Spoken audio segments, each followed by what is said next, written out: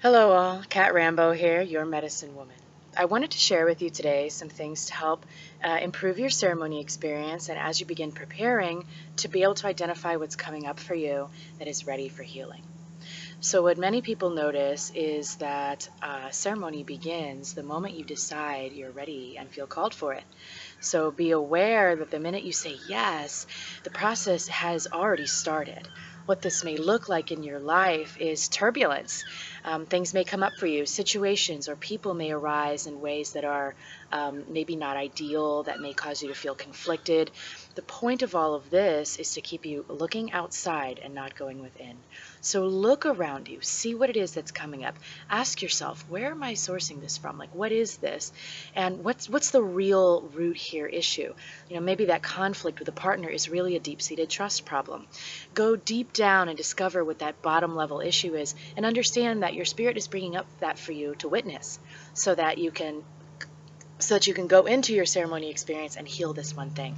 So while ceremony is a physical, emotional, spiritual, mind healing experience, you're going to notice certain things come up for you that your spirit is calling for you to address right now, and that's awesome. So try not to get super invested in these little whirlwinds that are going to pop up around you. You may not experience this at all, which is great. It doesn't mean there's nothing to heal. It just means that everyone's experience is a little different. So try not to get too wrapped up in the dramas. Observe them from a distance, understand them, take care of your life, whatever you need to do. But also realize that this is coming up for you to heal, not to cause more problems, okay? So that you can stop having as many problems, all right? Our whole purpose here is to get away from suffering, to reduce the dramas, to let go of the need to have issues at all. So when they do come up, it's because it's time to really face them with a new perspective. So dig deep and figure out what the real problem is, what the root cause of the issue is, and bring that with you into your ceremony setting. Another thing I wanted to share with you is an awesome, simple 10-minute meditation practice to help you prepare your mind for the ceremony experience. What we want to do inside this ritual setting is to empty yourself, to allow yourself to become an empty channel, a hollow bone, for the message of spirit to come through you. So you're going to have your own relationship with what that means, and that's amazing. But in order for you to access your higher self and to figure out how to do that all the time, not just inside of ceremony, you're going to need to clear out all the junk that isn't that. So in order to be in the state of stillness and surrender, this meditation practice will help prepare you for that process. Start doing it as soon as you see this video, but absolutely do this for the week before ceremony. So the process is very simple. Close your eyes. Take some deep breaths. I recommend a box breathing technique, which means you inhale for a count 4 or 6. Hold for the same count. Exhale for the same count. Hold for the same count. Inhale for the same count. Do you understand why it's called box breathing? Some people, it helps them to actually visualize the box in front of them while they're doing this breathing technique. Pick a color you like, whatever makes you happy. The point, though, is to not be so preoccupied with visuals, etc., and active meditation processes that you lose sight of the simplicity of it. The goal here is to be in stillness. Listen to your breathing. You will notice thoughts arise. This is okay. A lot of times when we're dealing with emotions and healing, as you now know that your healing process has already now begun, these emotions will come up out of the body. They pass through the heart, so we feel them, energy and motion, right? And then as that stuck energy moves out to leave you, it passes out of your head, which that's where thoughts happen. So observe these thoughts. Understand that they might actually be stuck energies leaving you, that you don't really have to connect with them at all, that they're just thoughts. They're not you. You're still you without them. And in fact, you're more yourself without them. We often identify with our thinking process, but this is not the place for that. We're going to sort of unmarry that in the event of ceremony. But in the meantime, in preparation, as thoughts come into your mind, let them pass. You may notice that you feel compelled to engage them or think on them, and this will happen.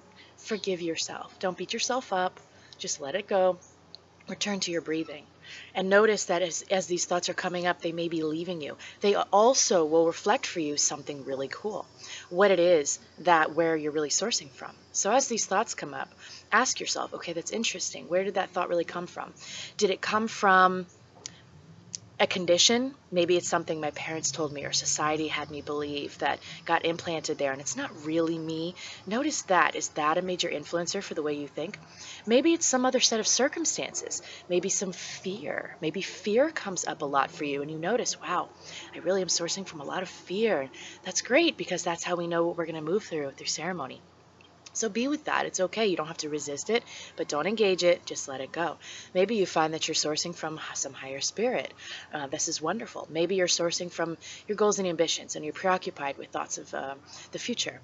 This is also constructive. Notice where these thoughts are really coming from. Are these thoughts of the future based in fear? Are they based in hope? Are they coming from conditioning? Are they coming from your actual highest purpose? And make that discovery. The point of this practice is to be in observation. You want to habitualize being in observation. What this means is being in your own self, in your own truth, and noticing what it is that's coming up for you, realizing it's not really you, you're just watching it, like a play on stage in front of you, and that's okay. When you regularly do an exercise like this, where you are in observation, just listening to your breathing, just watching the clouds of your mind float by, then you will start to notice in your life where you can be a little bit more unattached, or you can be a little bit more in observation. And this is where great insight comes from. We notice patterns, we notice interesting other curiosities about our own character, and we're going to explore this in a lot more depth inside your ceremony. But for right now, prepare yourself with this method to help yourself learn how to create space, to help yourself get in the habit of being in observation, and to learn how to unattach a little bit from what's going on in your own head so that we can suppress and stop that constant chatter and thinking that's not really us anyway, and become open and create space for the magic of whatever is available for you inside of what's coming up. So reach out, of course, if you have any questions. And this process is simple and yet may challenge you greatly. Do it even more if it challenges you a lot. Chinese proverb that 1 cup of tea is great, but 2 cups of tea is better than 1. If you want to do this practice 2, 3, 10 times a day, make it your new lifestyle. Whatever it is that works for you to get you into a place where you are getting used to just being in stillness. So focus on that, work on this discipline, and that'll prepare you dramatically for a really cool experience come ceremony. I very much look forward to seeing you, and I'm very excited to sit with you and share with you. And I hope that you're doing very well, and that ceremony is going to open up some amazing possibilities for you. So let's get prepared and clear the mind and get ready to experience some cool magic. I love you, and I'll see you very soon.